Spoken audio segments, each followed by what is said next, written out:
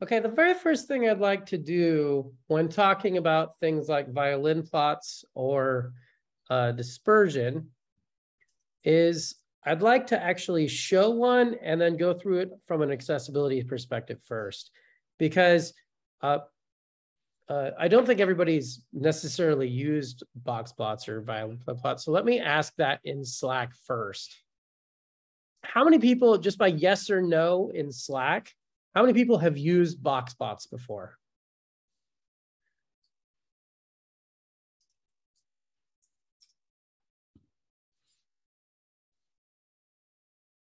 Okay, and how many people have used violin plots?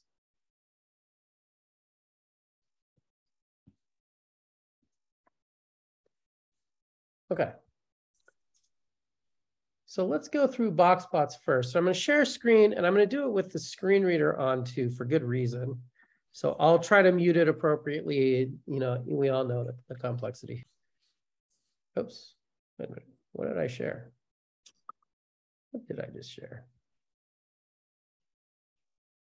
Not my desktop.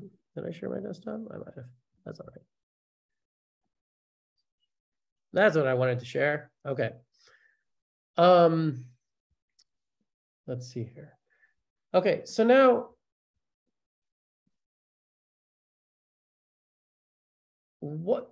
here's the thing. Oftentimes in data science, we use different kinds of charting techniques for representing data and really at the end of the day, they're all just designed to help us get a better sense of what's happening in their data. That's really all it is. It's just different ways of trying to interpret and understand. And so I'm going to flip on the screen reader. VoiceOver on Safari. Box plots. Quorum programming language. Okay, and I'm going to tell it to be quiet. And then I'm going to run my program. Output of development environment. Build successful. Tells me that I've got something there. And I'm going to orally describe this first before I get into how you manipulate this from a screen reader. And the reason I'm going to do this is because it is different than some of the other ones. Like the way that you interact with the screen reader is different and for good reason. And so it's possible that we've got this wrong and that we'll need to change it to make it better. But nonetheless, I want to make it clear for anybody that is using one that they kind of know what the intent was so that they know what it is. So first of all, a box plot, sometimes called box and whisker, a box plot has a couple components to it. First of all, it has a line in the middle of a box, and that line is the median in the data set. It's the median, not the mean, the median. It has a box around it, and that box is equivalent to what's called the interquartile range, which is just a fancy way of saying the 75% of the data, right? So that range won't be equidistant because it could be that the above the median is less than below. So if we look at this box plot, oh, and then there's the whiskers, which I forget exactly how the calculation works off the top of my head, but it's basically trying to figure out like, this is the range past that, some reasonable range past that, and then anything beyond the whiskers is an outlier in the data. Hannah, do you remember off the top of your head what the calculation is for the whisker? I don't. I thought it was like a standard deviation or something like that. I think it's more than a standard deviation, but it's some number of them. I don't know. It doesn't matter. We have it written down. That's how it calculates it correctly. But you're right. I don't remember off the top of my head what it is either. So it has to be certain of distance past. I mean, the value has to be what's considered a significant amount away from the rest of the data, but I don't remember what the formula was for significant. Yeah, I don't remember either off the top of my head, but obviously we are calculating it, so we must have figured that out at one point in time. But nonetheless, the point is the whiskers represent some distance past that. So it's basically saying, hey, most of the data is chunked within these whiskers. And then if there's anything past the whiskers, we call those outliers. They lie outside these regions. Okay, so box plots give us a sense of how the data is clumped above and below the median. Above and below the median. Now, when I use these, as I pull the steep out of my T, in theory, if I do that. Hold on 1 second, sorry. There we go. Please stop. There we go. Okay. If we use these box plots, joys of Zoom meetings, if we if we use these box plots, what we're often thinking about is we're trying to figure out the relationship about the value of dispersion.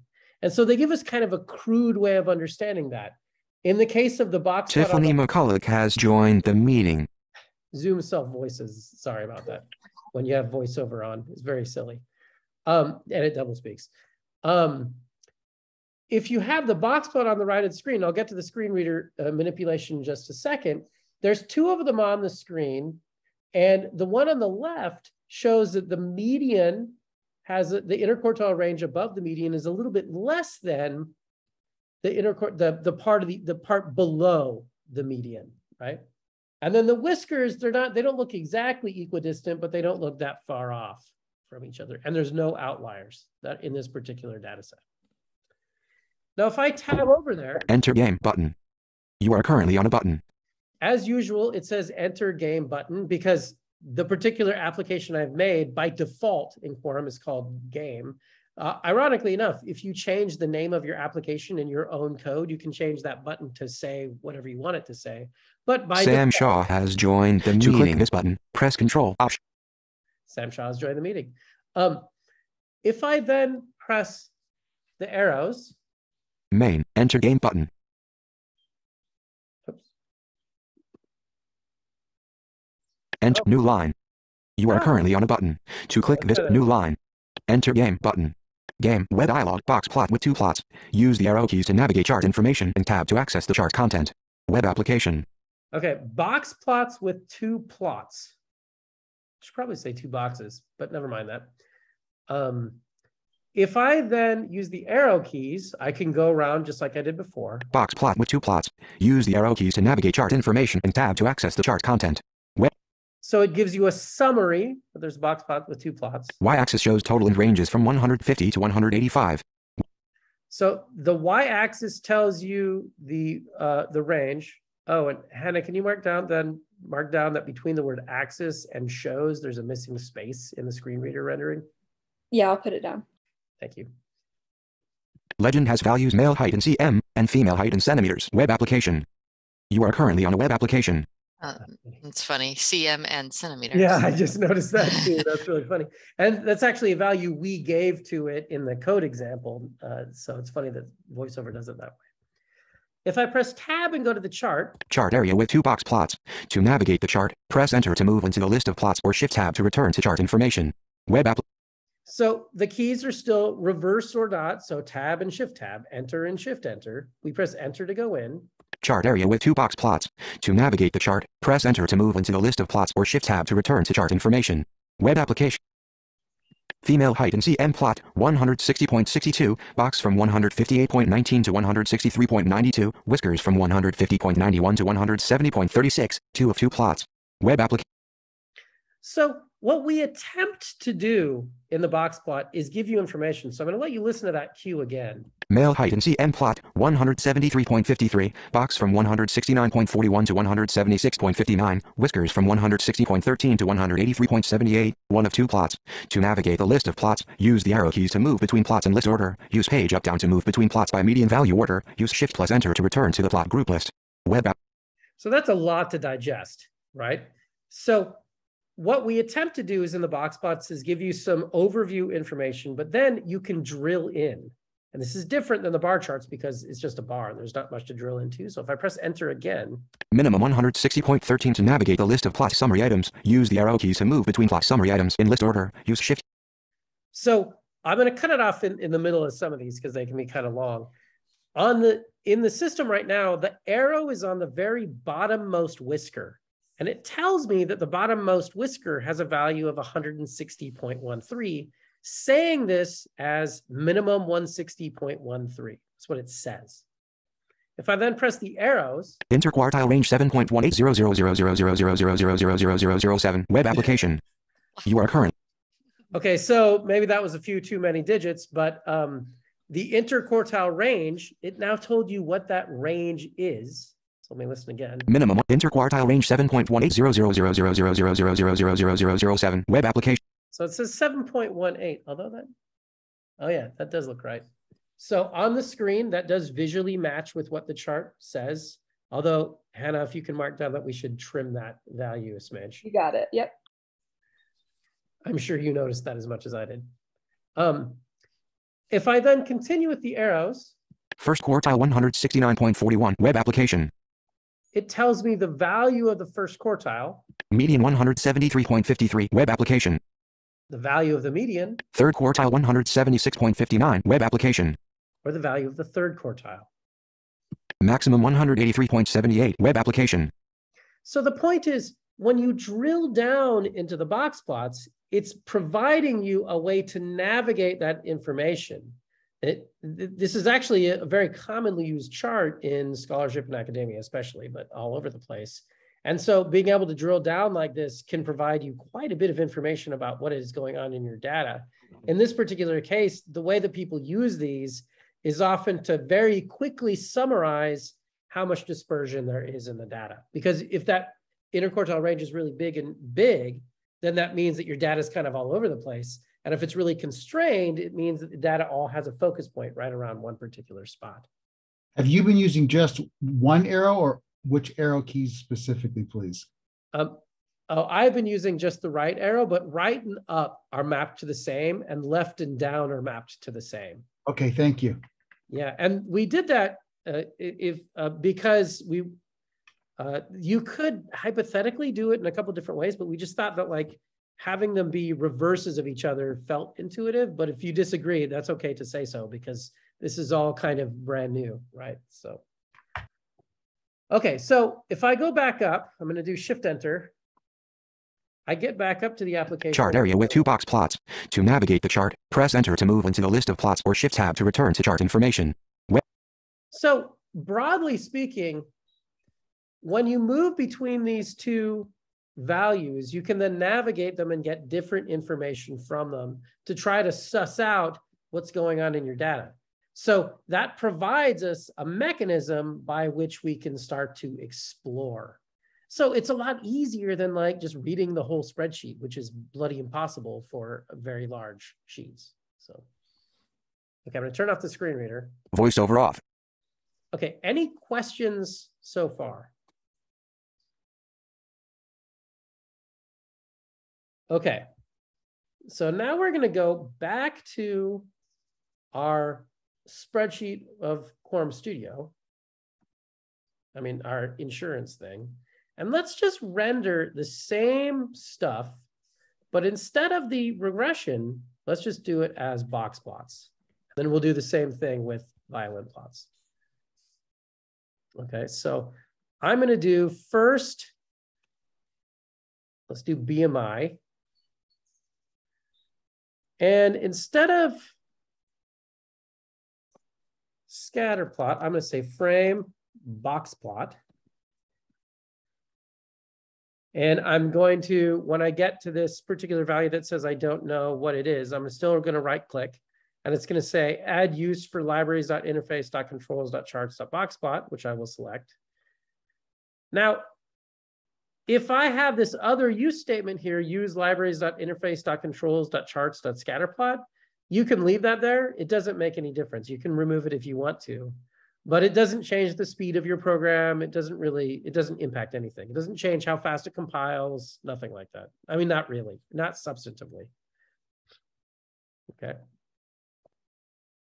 I'm then going to add my display action. And I'm just going to run it with,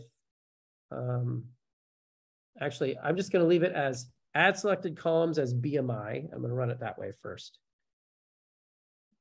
Okay. When I do this,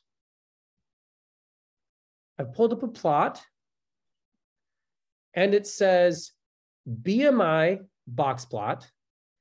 And then inside of this, it's not a very exciting chart, but it says group BMI, and then total 15 to 55. This is the amount of BMI. And then it shows you the interquartile range for the BMI is somewhere between like 26-ish and 34-ish. That's 75% of the data. And then the whiskers go down to about 15 and up to about 46-ish, and then there's a few outliers. So this is why some people like box plots, because when you're looking at a scatter plot, you see this big mess of points, and with a box plot, it summarizes it in nice, simple ways. It summarizes this in nice, simple ways.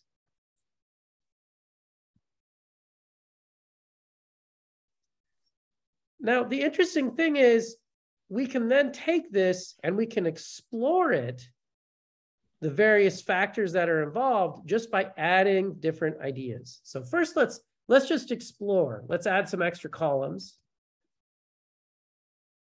So I added children as a column.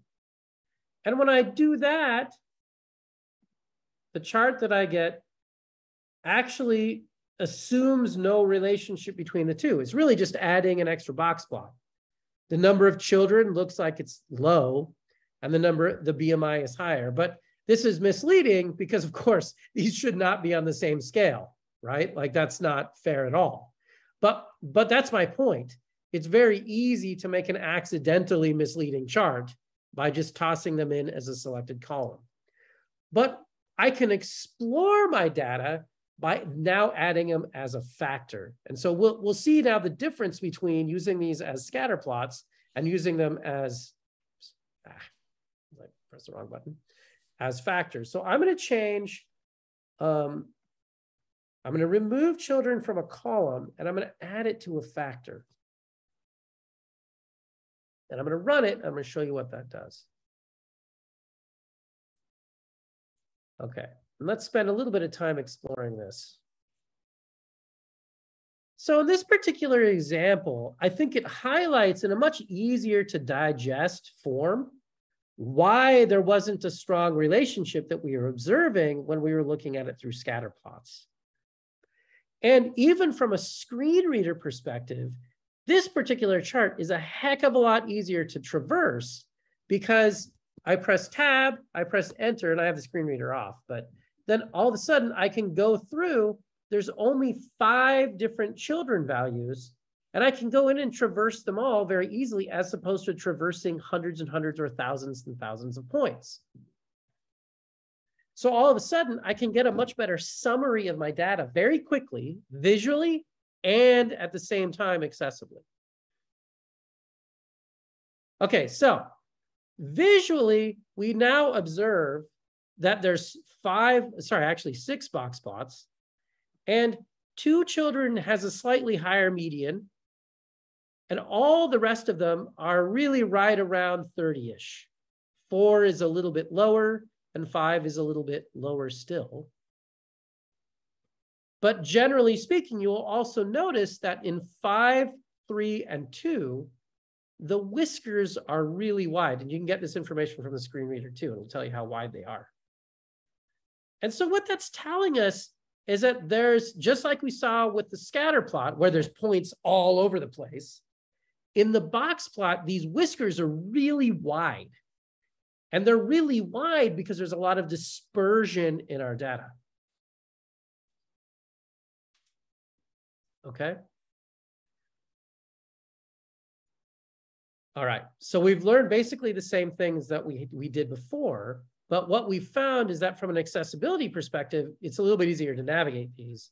And in addition, even from a visual perspective, it's a little bit easier to look at these and instantly know that there's not much of a relationship here by looking at these box plots. That's the conclusion I think most reasonable people would come to from this data set alone.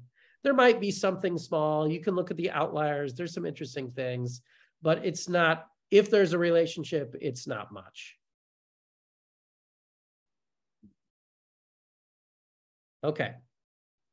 Now I have a question. Is the dispersion, we get the interquartile ranges from this, is the dispersion equal across the entire data set? In other words, if I have 3 children in BMI or 2 children in BMI, is the dispersion equal across that entire thing? Is there variation in some areas more than others? You can't tell from a box plot, but you can kind of from a violin plot. So we're going to look at that next. So from a programming perspective, let's do that first. And then I'm going to pull up, I will pull up the similar data online and show you that too, but give me just a minute. So instead of box plot, I'm going to say frame violin plot. And I'm going to do, I just pressed Alt Enter twice because I showed you the thing before, and Alt Enter does exactly the same code faster, and I'm obsessed with keystrokes. And I guess that's actually the advantage of doing work with the blind and visually impaired community for so long. Like, you just get used to using all the keystrokes. But in any case, if I run the exact same plot as a violin plot,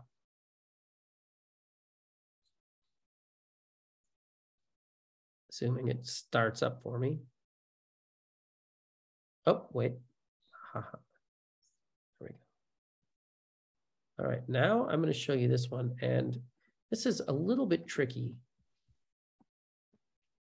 Okay, I'm going to describe these, but I'm going to tell you from an accessibility perspective, to me, and my students can disagree if they do, I feel like accessibility on these is still kind of unsolved. We're not sure exactly what we should do to represent these charts. Derek's giving a look. I bet he disagrees. I mean, agrees. So here's the deal. If you look at these charts, they get fatter as the dispersion increases, and they get skinnier as the dispersion decreases. Okay. And so what that means is if we pull out just one of these, let's say the one on the far left, the one on the left has 0 for the number of children. And then you'll notice that it gets really skinny at the bottom, really skinny at the top. And then around 30, it's at its widest point. And then it's relatively small between top to bottom. What that means is it's kind of close to a normal distribution-ish. But if you look at some of the others, the relationship is not so simple. So if I have 2 children with this particular data set, the violin plot has 3 humps. Notably, it has a hump around 24 or so. It has a hump around 32 or so, and it has a hump around 37 or so. So the question is, what do you do with that information as a data scientist? What do you think? This is a discussion question. So if we can actually get a few people to just kind of jump in and discuss, what do you do with that information? Does it mean you throw your data away? Does it mean that like you have to take something into account? Does it just tell you something about the evidence that you're gathering? What do you do with this information? I wonder if each of those humps are, there's a different factor like region. Ah, that is a great answer. Sometimes when you've got these kind of humps, sometimes it might be indicative that there's another factor involved. That's possible. Any other hypotheses?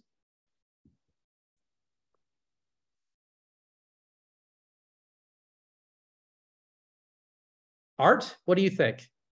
I'm picking on you. You can't stop me. I don't hear any music. Is it 3-humped camel? No, seriously, I have no idea. Yeah, it's not obvious, right? And here's the truth. Sometimes data scientists don't know either. Oftentimes you get a data set like this and it has some weird shape and you just have to chalk it up to, we don't know. Maybe there's some intrinsic property about this that means something, maybe not. Maybe it's random variance.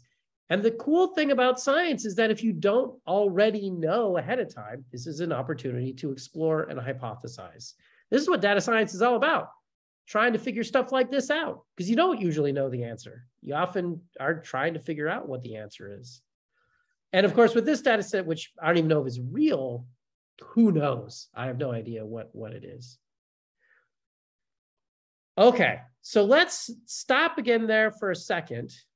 And let's go back to the website. And this time we're going to go to the Violin Plots tutorial.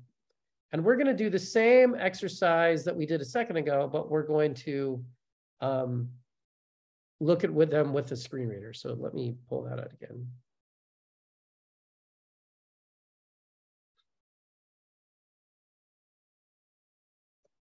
Voiceover on Safari. Violin Plot. Quorum participants can now see share status bar window. System dialog. You are screen share. Okay, I'm going to tab over to the Violin Plot. Or I thought I was. Zoom.us has new system dialog. New line. Zoom capturing New me. line. Data frame / create a misspelled data frame to hold the new line. Am I not? Okay, let's try that. Voiceover off. Not pressing tab. Voiceover on Safari. Violin Plots. Enter game button. Okay. You are currently on a button. To click this button, press Control Game Web Dialog. Violin Plot with 2 plots. Use the arrow keys to navigate chart information and tab to access the chart content. Web application. Just like with the box plots, it says Violin Plot with 2 plots. If I press tab, I can go in. Violin Plot with 2 plots. Press enter. Use minimum lifespan plot 12. Data ranges from 8 to 15. 1 of 2 plots. To navigate the list of plots, use the arrow keys to move between plots. So it gives you the data range, and then it lets me navigate between them. Maximum lifespan plot 15. Data ranges from 14 to 17. 2 of 2 plots. Web application. You are currently on a web application. To interact with items in this group, Let's listen to that one Control, again. Option Shift. Minimum maximum lifespan plot 15. Data ranges from 14 to 17. 2 of 2 plots. Web application. So it says 15. Data ranges from 14 to 17. 2 of 2 plots. So what are those 3 numbers? 15 and data ranges from 14 to 17.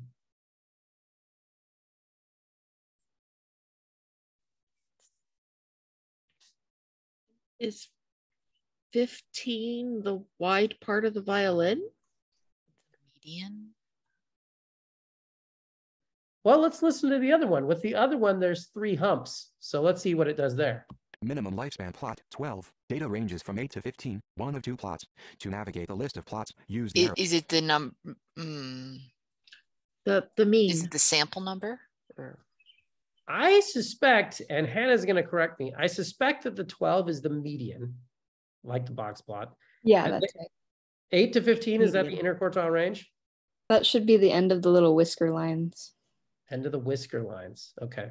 So this is a big question mark. You will notice that from an accessibility perspective, we're really not giving you much information in terms of what the violin shows. We probably need to do something there, but I'm not exactly sure what. Like it could be a sonification of like the fat and skinny and stuff that goes, or maybe we don't need to, or maybe these numbers are enough.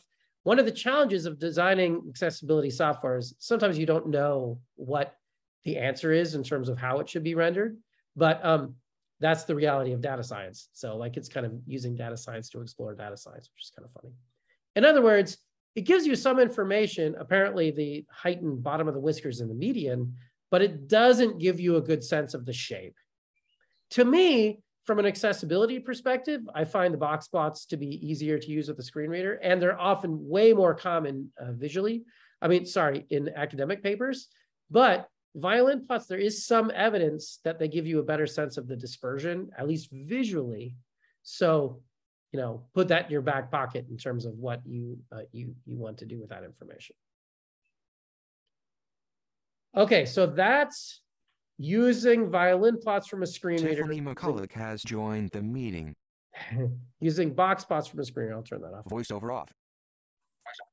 And then that is what these Violin Plots are, broadly speaking. So now let's go back and let's explore the limits of what we can do with the box plots and Violin Plots in terms of the factors and columns. And this, just like scatter plots, we can go in and we can add factors and we can add columns. So let's go nuts. First, we've added BMI, but let's go ahead and just add a whole bunch of factors and let's just see what happens. Oftentimes we do this when programming because we're insane, but also because sometimes it helps us to just kind of explore a system and see what it does. So let's add as factors age, sex, children, smoker, and region. Age, sex, children, smoker, and region. And just to be masochist even more, let's add a new column and we'll call them child smokers. Oh no, I won't do that. Yeah. Okay, that's terrible. Okay, now if I add a chart like this, let's see what it does. What is the, before I run it, what's everybody's hypothesis? What will this do? BMI age, 1, 2, 3, 4, 5 factors.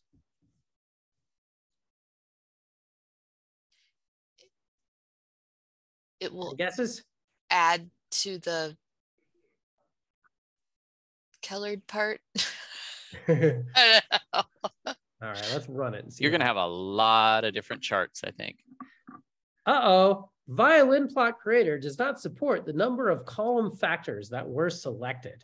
Well, that's interesting. Maybe it's just we should have used box plots instead.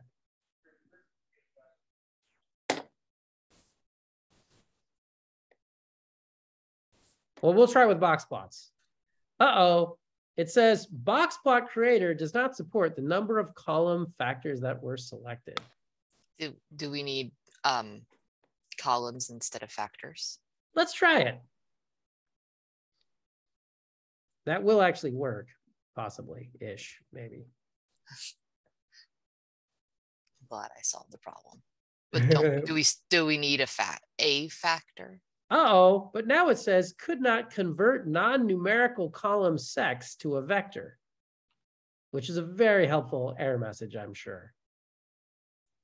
Actually, it was, because that means that because isn't sex just male or female? So you need to change that to a numerical representation of male or female. You could do that. That's one way that you could do it, like turn that to ones and zeros, something like that. That would be possible. The other option here is to ask, what are the limits? So instead of having selected columns where we're doing that, let's keep it as factors, but let's just do them one at a time and try to figure out what the limits are. We know that BMI and age should work because there's only one factor. And we did that before. It's a pretty beefy chart. If I show it visually, you'll notice that there's, I don't know, 20 or 30 box plots, something like that. But it shows how it varies by age. Interesting. Okay, so that worked. So what about 2 factors? So let's do age and children.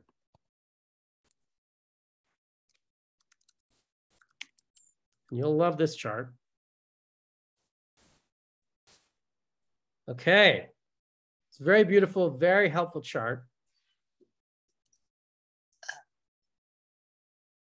And you'll notice that on this one, there is, I don't know, 30 times 5, so like something like 150 box plots.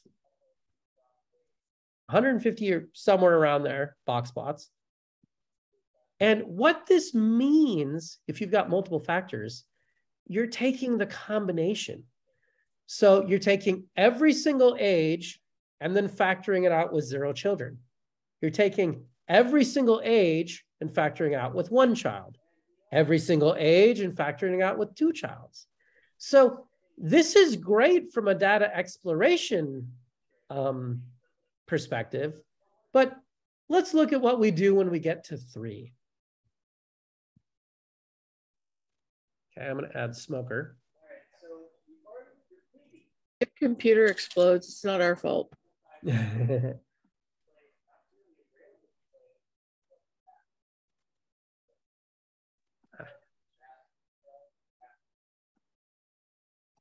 Come on, computer.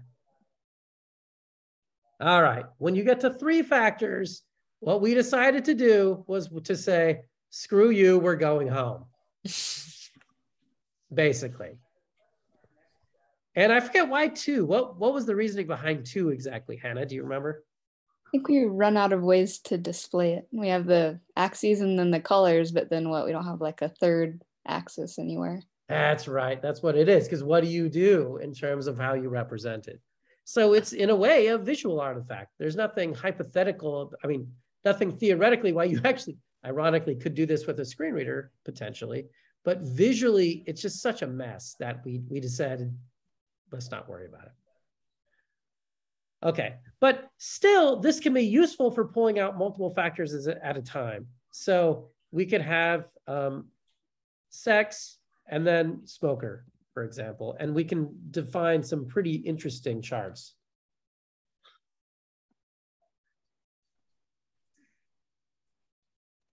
So here's sex and smoker. So in this particular case, you've got female smokers and male smokers and non-smokers. You have a few outliers here and there. And you'll notice that the smokers for women are a little bit less on BMI and a little bit higher for men. Now, we don't have any information about whether these are statistically meaningful, but I can tell you, just because I know what that means from a box plot perspective, there's not even the most remote chance in hell that this is statistically significant. Oh, wait, I should just say it because it's actually easy. If those whiskers usually represent the cutoff point or right around there. So if you have two box plots and they're right past the cutoff point, that's statistical significance right there. So in this particular case, you can get that accessibly because you get the numbers. And visually, you can see they're overlapping. Since they're all overlapping, it means it's not probably a meaningful relationship or you don't have enough evidence. But in this particular case, it sure looks like there's just no relationship there. Because it's just not getting more data. It's not going to not overlap. It just kind of seems to.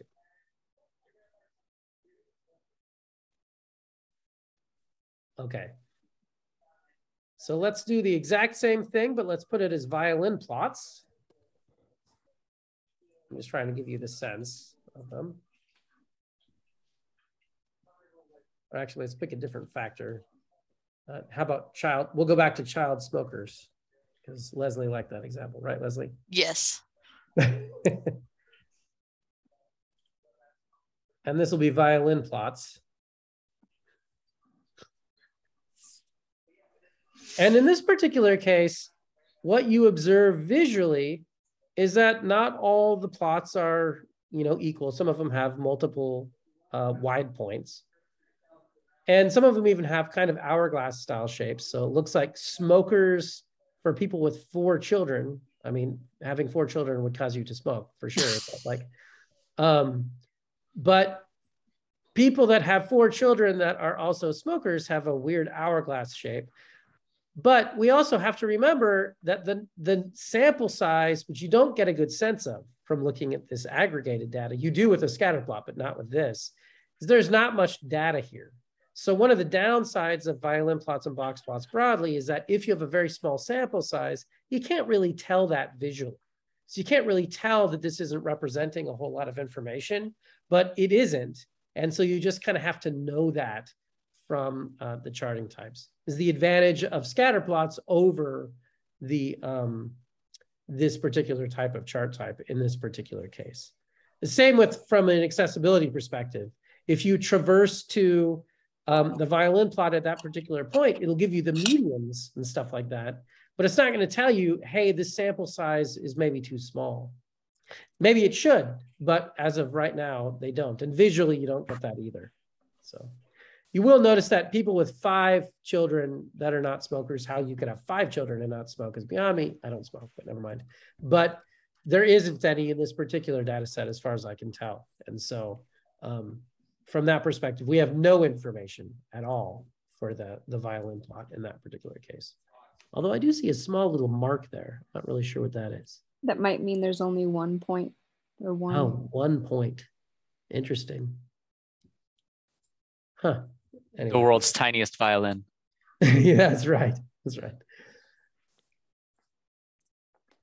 Okay, so that's the rough picture of violin plots and box plots. Before I do anything else, is there any questions? Or is this kind of straightforward, soaking in, not. I'm kind of trying to give you a sense of data science in addition to just like how to make a chart.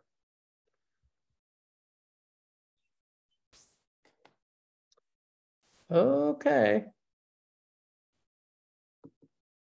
Then let's go back to the lesson, and I want to show you one more thing, and that's related to how you use these violin plots.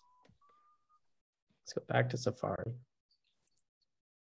Okay, now, in this particular case, this is the actual tutorial for the EPIQ lesson for today. And it's really talking about the kind of things that we were mentioned, but I'm going to flip on the screen reader. Voiceover on Safari. Box plots, violin plots, and for Leslie and Art and others, if I'm traversing this page badly, please forgive me, because I'm just kind of trying to show piece by piece. search input how to search but weather conditions in the US, violin plot with 4 groups and 16 plots. Use the arrow keys to navigate chart information and tab to access the chart content, and 3 more items, group, main. You are currently on a text. You'll notice that I've landed on the graphic. Traditionally, this would be an alternate description. But for ours, assuming that I don't screw this up, it is not. Chart area with 4 plot groups. To navigate the chart, press Enter to move into the list of plot groups or Shift Tab to return to chart information. Web application. You do not have to run a program as an application online on the Quorum site. You can generate graphics. Chart area with 4 plot groups. To navigate the chart, press Enter to move into the list of plot groups or Shift Tab to return to chart information. Web. Just like those, if you generate an SVG using Quorum system, which we're going to show you how to do tomorrow, if you generate an SVG, you can actually place any of these graphics on your website, and they're magically still accessible through Quorum Black Magic stuff. So I can traverse. Clouds group, 2 of 4 groups, has 4 violin plots. Group. You are currently on a group. Rain group, 3 of 4 groups, has 4 violin plots. Group. You can all see this, right? My share screen marker is not there. Okay, good. So you'll notice that this is actually just an image on the website. Hypothetically, the way that we've always done these images in the past is just to have an alternate description. That's not how these work. If you generate them, very briefly, what you'll need to do is you can generate an SVG of any of these chart types. You can place them on your website. And then you need a special little JavaScript script that you can plug into. And if you load those, then they will work similarly to the way that the violin plots and box plots and all that kind of stuff work normally. So I can continue to traverse and use the arrows. Snow group, 4 of 4 groups, has 4 violin plots. Group. You are currently on a group.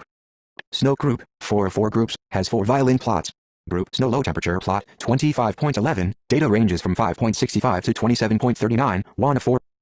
Snow high temperature plot, 30.4, data ranges from 15.58 to 44.08, 2 of 4 plots inside snow group. Snow humidity percentage plot, 91, data ranges from 84 to 97, 3 of 4 plots inside snow group. Snow wind MPH plot, 8, data ranges from 2 to 14, 4 of 4 plots. Okay, so there's still a lot of information that these things have, and that can be a little bit confusing. But the point is that these are not just computer programs that you write to generate a chart, and then they live in a place where they've been generated. You can also pre-render any of these diagrams that you're making.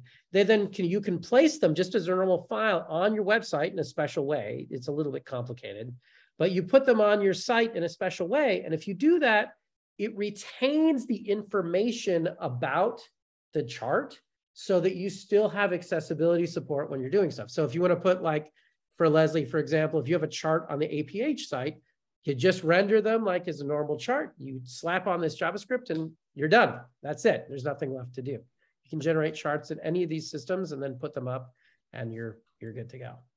Cool. It is cool. Okay, I think I want to get Use and edit, build, run, stop, low, and use, violet, run, and chart, tab group picker, menu button. There isn't one on this page. Tab group picker, voiceover off.